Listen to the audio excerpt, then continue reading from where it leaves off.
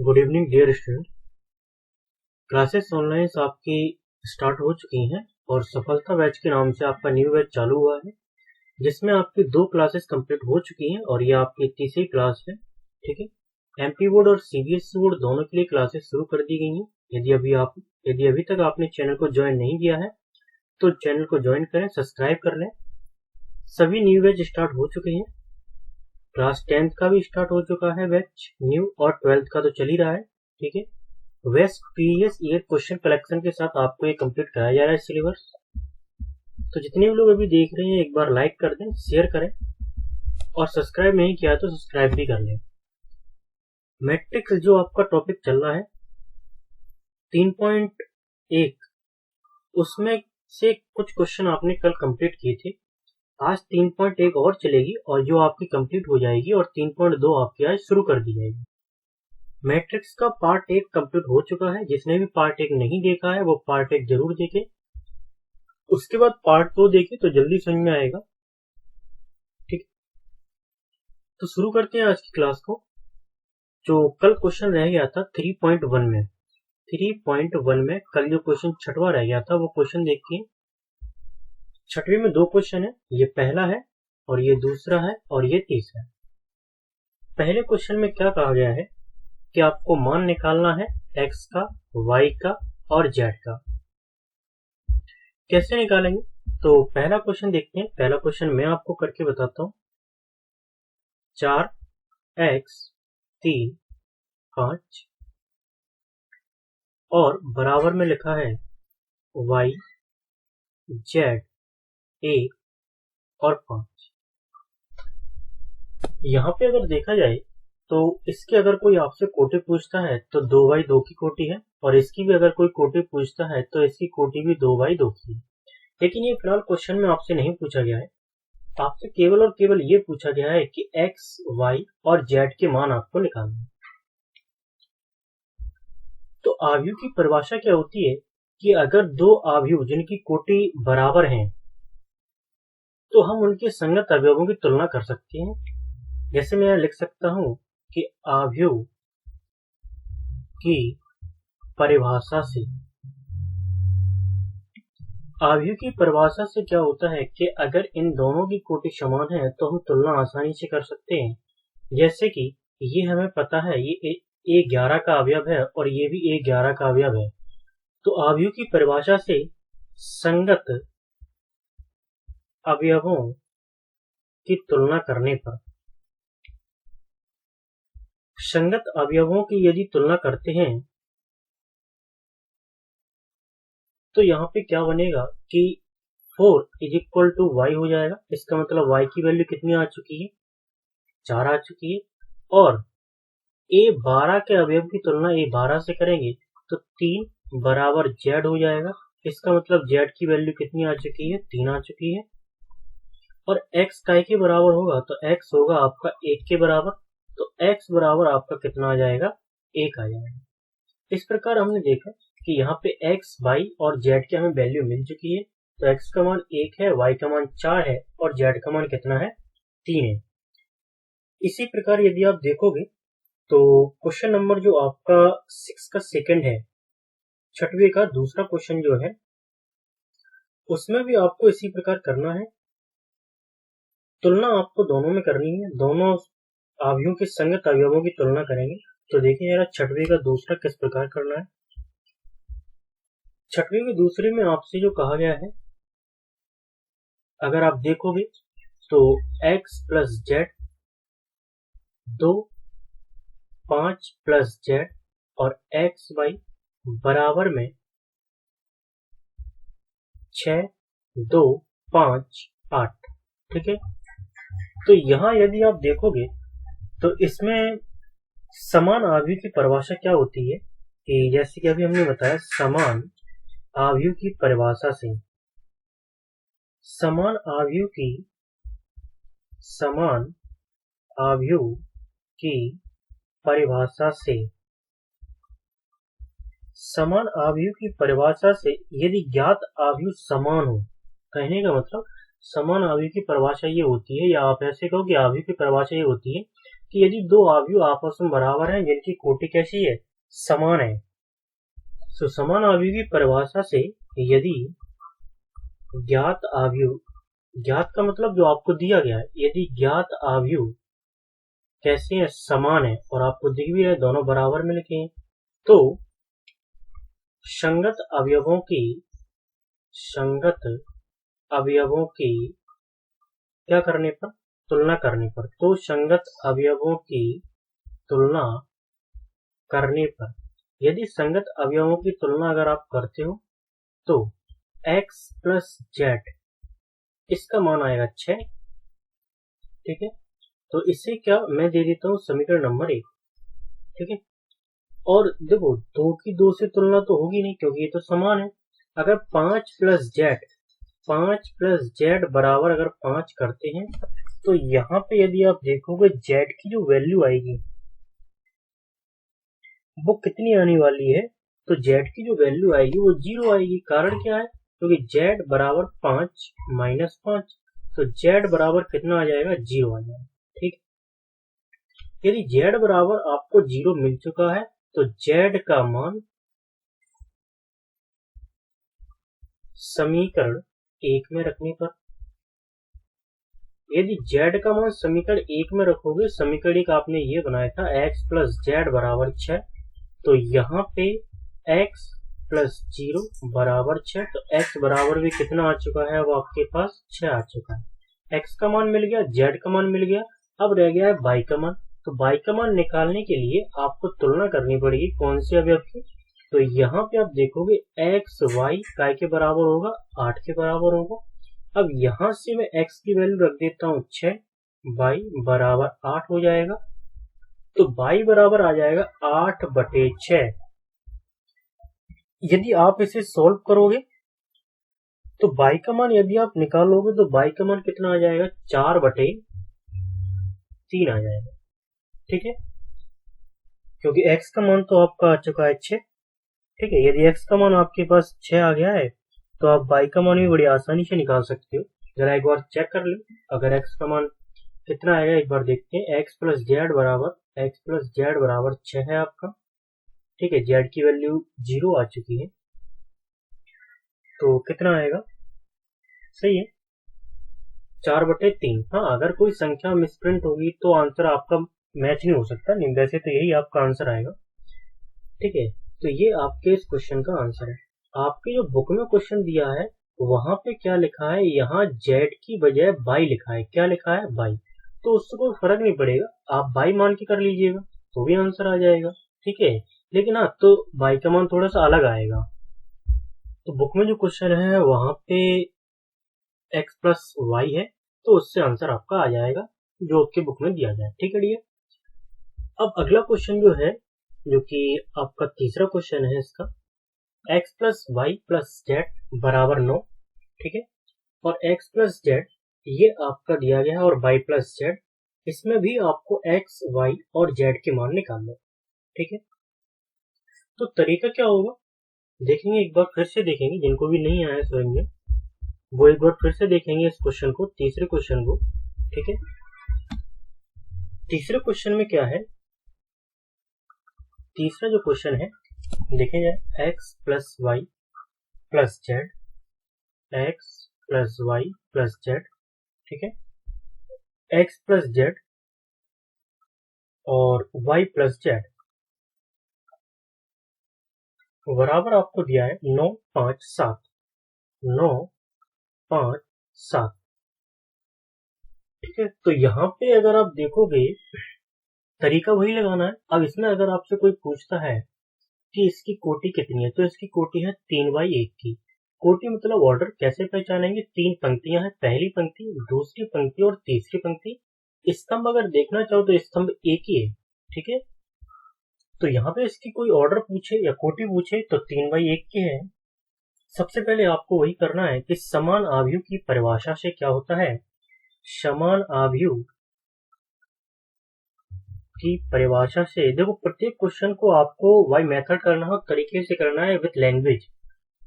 समान आव्यूह के परिभाषा से आप भी कॉपी में नोट करते जाइएगा। समान आव्यूह की परिभाषा से ज्ञात आव्यूह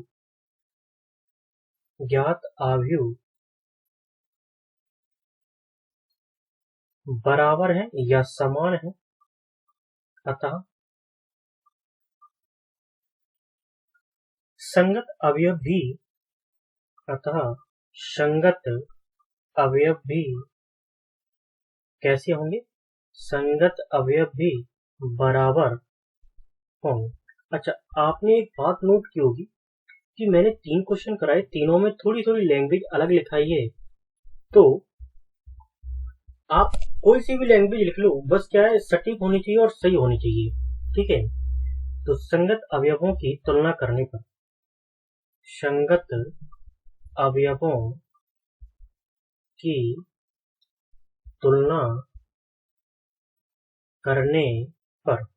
यदि संगत अवयवों की तुलना करेंगे तो पहला अगर देखा जाए x plus y plus z इसके बराबर में 9 आएगा। इसे आप समीकरण नंबर दे सकते हो डियर 1, और x प्लस जेड ये आपका आएगा 5, इसे दे सकते हो समीकरण नंबर 2, और लास्ट जो है y प्लस जेड ये आपका 7 आएगा, इसे दे सकते हो समीकरण नंबर 3, ठीक है। सबसे पहले तो ये कि जिन्होंने भी अभी तक चैनल को सब्सक्राइब नहीं किया है, एक बार चैनल को सब्सक्राइब करें। आपके एक दिन बाद आपके फिजिक्स की क्लासेस भी कंटिन्यू होने वाली है।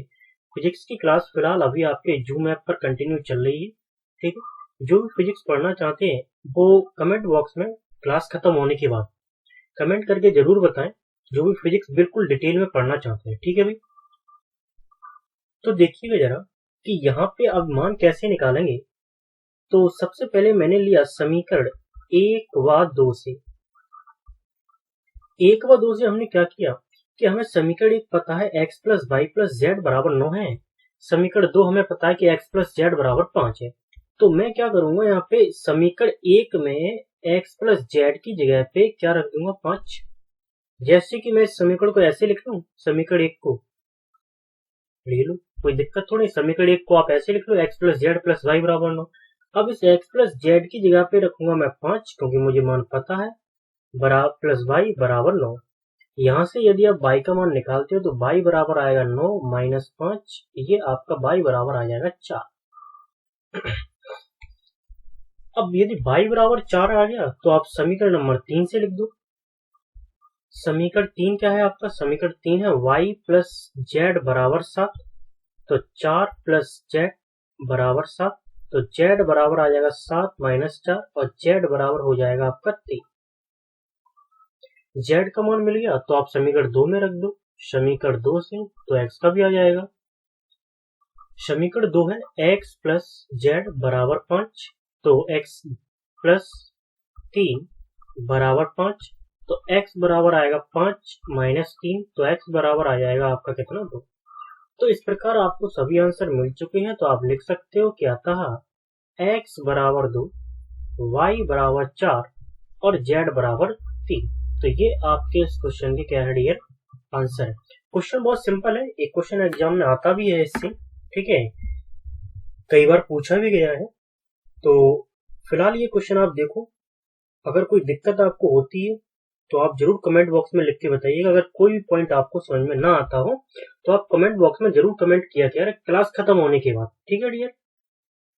ऐसा एक और क्वेश्चन आपका है, उसको भी देखते हैं। इसमें आपको क्या निकालना है, ए बी सी डी के मान आपको याद करने हैं, ठीक है। तो सबसे पहले आपने देखा कि देखो लैंग्वेज में फिर से वही लिखूंगा, कौन सी, समान आव्यूह की परिभाषा से, समान आव्यूह की परिभाषा से यदि ज्ञात आव्यूह कैसे हो डियर, समान हो। यदि ज्ञात आव्यूह कैसे हो, समान है, तो संगत अवयव भी कैसे होंगे, तो संगत अवयव बराबर होंगे। कैसे होंगे, संगत अवयव बराबर होंगे।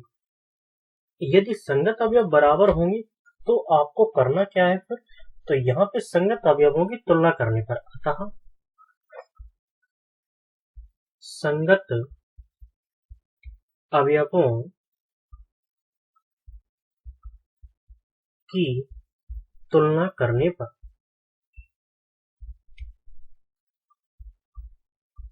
यदि आप संगत अवयवों की तुलना करते हो तो a माइनस बी ये आपका -1 आएगा, जो कि इक्वेशन नंबर फर्स्ट, इसे आप दे सकते हो।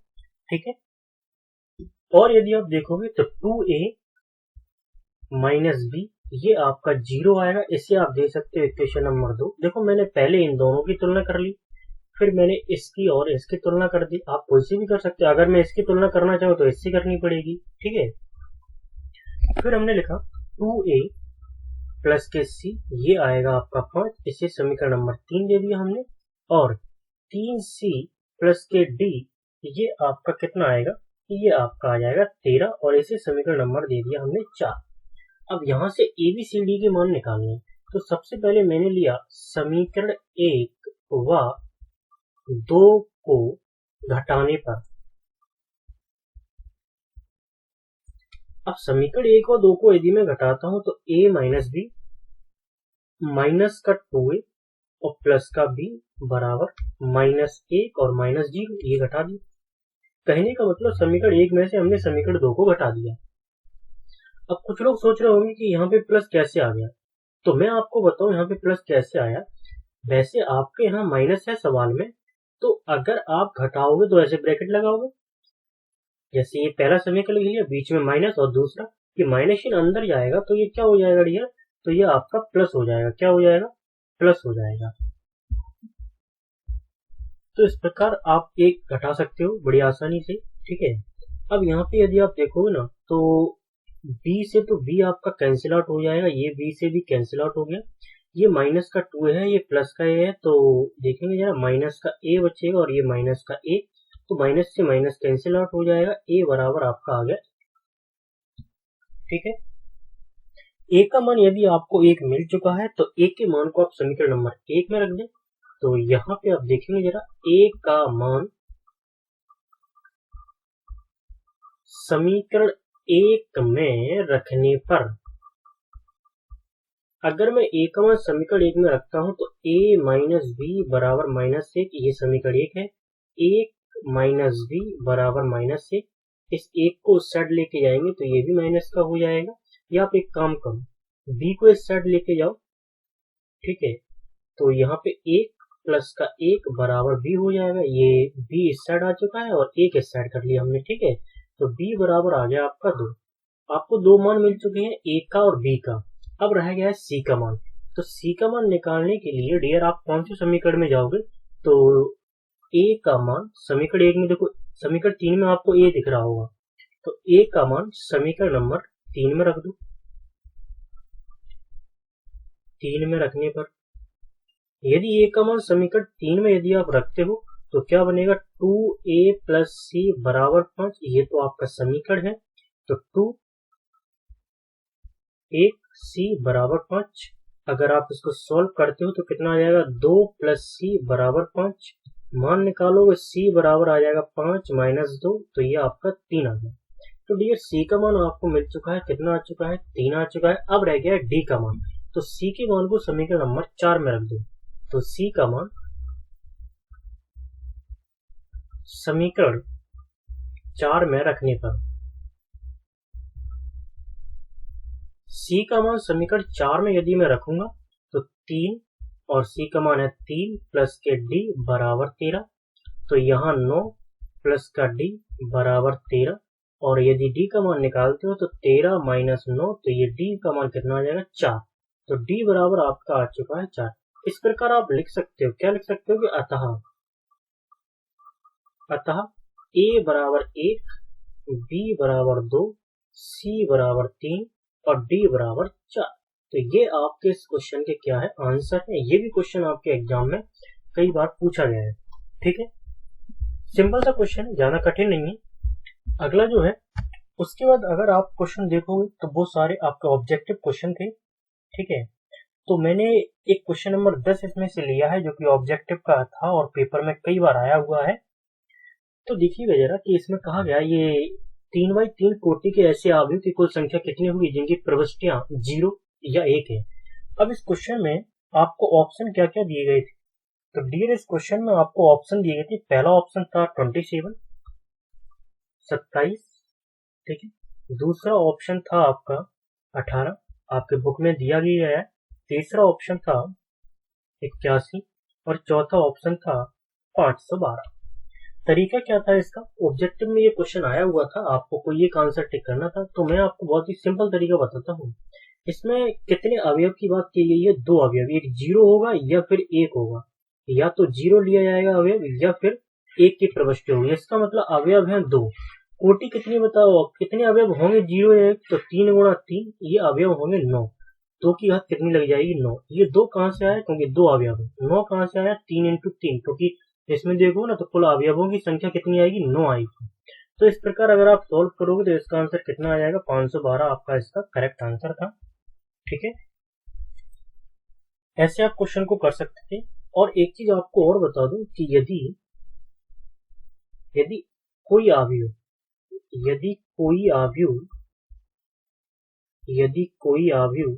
वर्ग अवयव है, कैसा अवयव है? वर्ग अवयव है। ये बहुत ही इंपोर्टेंट पॉइंट है, आपके एग्जाम में कई बार पूछा गया है। यदि कोई अवयव वर्ग अवयव है तो उसमें पंक्ति और स्तंभों की संख्या कैसी होती है? बराबर होती है। कहने का मतलब ये हुआ, कैसी होती है संख्या? बराबर होती है। इसका मतलब हुआ कि अगर मान के चलो 2 पंक्ति हैं तो 2 ही स्तंभ होंगे। अब यदि मैं पंक्ति को m से रिप्रेजेंट करता हूं और स्तंभ को n से रिप्रेजेंट करता हूं तो m बराबर क्या हो जाएगा? n हो जाएगा। ये भी आपके लिए बहुत इंपोर्टेंट पॉइंट है। अगर सपोज दैट मान के चलो मैंने आपसे कहा कि एक आपको अवयव दिया गया है जिसमें a बराबर, मैं आपको लिख के क्वेश्चन दिखाता हूं। जैसे कि a बराबर आपको दिया है, a बराबर a i cap j cap और m इंटू में n। इसमें कहा जाएगा एक वर्ग अवयव है। कैसा अवयव है? वर्ग अवयव है। अगर ये वर्ग अवयव है तो यहाँ m ये पंक्ति है और n स्तंभ है। इसका मतलब अगर वर्ग अवयव तो m बराबर कैसा होना चाहिए? n होना चाहिए। तो आपको ऑप्शन में देखना होगा m बराबर n पे क्या करना होगा? आपको टिक करना होगा। तो ये थी आपकी 3.1 एक्सरसाइज, ठीक है। अब एक्सरसाइज 3.2 शुरू करते हैं और उसका आज पहला क्वेश्चन देखते हैं। बाकी के क्वेश्चन आपको इसके करने भी होंगे, मैं 1-2 क्वेश्चन आपको करके बताता हूँ। सबसे पहले तो जितने भी लोग देख रहे हैं चैनल को सब्सक्राइब करें जिन्होंने अभी तक नहीं किया है। यदि आपको फिजिक्स की क्लास डेली कंटिन्यू करनी है तो आप कमेंट बॉक्स में जरूर लिख के बताएं, ठीक है, जिससे आपको जूम ऐप पे ऐड किया जाए। तो देखिएगा जरा 3.2 पहला क्वेश्चन है। इसमें क्या आपको सीखना है? अवयवों का जोड़ और अवयवों का घटाव, मतलब कैसे घटाया जाता है अवयव को, कैसे जोड़ा जाता है, और अवयवों का गुणन, कि कैसे 2 अवयव का आपस में गुणा किया जाता है। ये 3 पॉइंट इस एक्सरसाइज के लिए बहुत ज्यादा इंपोर्टेंट है। तो आप यदि देखोगे पहला क्वेश्चन है इसका, a बराबर दिया है, b बराबर दिया है और c बराबर दिया है। पॉइंट पहला क्या पूछा जाए? a plus b। तो a प्लस b हम कैसे निकालेंगे? तो a प्लस b बराबर a का मान रखेंगे, बीच में प्लस लगाया और b का मान रखेंगे। तो यहाँ पे एक चीज आपको ध्यान रखनी है कि a11 वाला a11 से जुड़ेगा, a12 वाला a12 से जुड़ेगा, 21 वाला 21 से जुड़ेगा और 22 वाला 22 से जुड़ेगा। ये चीज अगर आप ध्यान रखते हो तो इसमें से आपका क्वेश्चन एक भी गलत नहीं होगा। तो जैसे कि यहाँ पे देखोगे, अगर आप जोड़ के लिखोगे तो कितना आएगा? 2 प्लस 1, ठीक है, 4 प्लस 3, 3 माइनस 2, ये तो घटेगा, और 2 प्लस 5। अब क्या आप जोड़ के लिख दो तो 3, 7, 1 और 7। तो ये आपके इस क्वेश्चन का क्या हो गया? आंसर हो गया। तो ऐसे आप जोड़ सकते हो। घटाने में एक चीज आपको ध्यान रखनी है, जैसे कि मैंने मान के चलो a माइनस बी निकालना चाहा। इसी क्वेश्चन में मैं आपसे कहता हूं कि a माइनस बी निकालो, तो a का मान लिखेंगे, माइनस लगाया और b का मान लिखेंगे। तो घटाएंगे कैसे?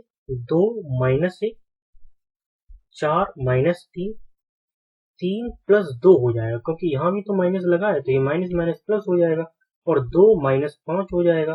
तो इसको यदि आप घटाओगे तो 1, 1, 5 और माइनस का 3। तो ये आपका घटाने का आंसर है। ठीक है, तीसरा पॉइंट इसमें क्या है, तो तीसरा पॉइंट है 3a माइनस के c। तो देखिए जरा कि तीसरे पॉइंट में आपको क्या करना है। तीसरे पॉइंट में सबसे पहले आपको निकालना होगा 3a। तो तीसरे पॉइंट की बात करते हैं। तीसरे पॉइंट में आपको 3a माइनस c निकालना है। तो 3 लिखें आप और a वाला लिखें 2 4 3 2, माइनस लगाएं और c वाला लिखें। c है -2 5 3 और 4। तो सबसे पहले तो आपको क्या करना है कि 3 का अंदर गुणा करना है। तो 6 हो जाएगा 12 9 और ये 6 -2 5 3 और 4। अब इसे आप आसानी से घटा सकते हो। ठीक है, 6 और 2 ये जुड़ जाएगा क्योंकि माइनस है, तो ये 8 हो जाएगा। मैं डायरेक्ट लिखता हूँ। ठीक है, 12 में से 5 जाएगा तो 7 बचेगा, 9 में से 3 जाएगा 6 बचेगा, और 6 में से 4 जाएगा तो 2 बचेगा। ये आपका आंसर हो जाएगा। अब आती है गुणा की बात। तो गुणा वाला चौथा वाला आपको करना होगा, मैं आपको पांचवा वाला करके बताता हूँ। अच्छा, गुणा में एक चीज ध्यान रखनी है, अगर पहले a लिखा है तो पहले a का ही मान रखा जाएगा। अगर पहले b लिखा है तो b का मान रखा जाएगा पहले, और उसके पीछे रखा जाएगा a का मान। तो देखें गुणा में कैसे करना है, आप इन क्वेश्चनों को नोट कर लीजिएगा। ठीक है, तो गुणा देखें किस प्रकार करना है। आपको a बराबर दिया है, सबसे पहले मैं आपको ab का गुणा करके बताता हूँ। a बराबर है कितना, 2 4 3 2। b बराबर है 1 3 -2 और 5। गुणा के लिए एक चीज आपको ध्यान रखनी है कि पहले वाले आव्यूह से आपको पंक्ति लेनी है और दूसरे वाले आव्यूह से आपको स्तंभ लेना है, और क्रम बाई क्रम गुणा करना है। जैसे कि 2 का गुणा होगा 1 से, तो 2। अब बचा है 4। देखो पहली पंक्ति का पहले स्तंभ से और दोनों अवयवों से 4 का होगा -2 से, तो माइनस का 8 आएगा। पहली पंक्ति का पहले स्तंभ से हो चुका है। अब हम पहली पंक्ति का दूसरे स्तंभ से करेंगे। तो 2 का 3 से 6 और 4 का होगा 5 से, तो हो जाएगा 20 प्लस के आएगा 20। इसी प्रकार दूसरी पंक्ति आ जाओ और एक एक करके दोनों स्तंभों में 3 का 1 से 3 माइनस 2 का 2 से हो तो 4, ऐसे 3 का 3 से होगा जब दूसरे स्तंभ में 9, और 2 का 5 से होगा तो हो जाएगा ये आपका 10। आप सोल्व आसानी से कर सकते हो। ये माइनस का 6, ये 26, ये माइनस का 1 और ये 19। तो ये आपका गुणा था। देखो ए भी मैंने निकाल दिया है, आपको निकालना होगा बी। ठीक, तो ज्यादा इस पे ध्यान देना है आपको गुणा पे, क्योंकि जोड़ तो बहुत कम आते हैं एग्जाम में, गुणा ही ज्यादा पूछा जाता है।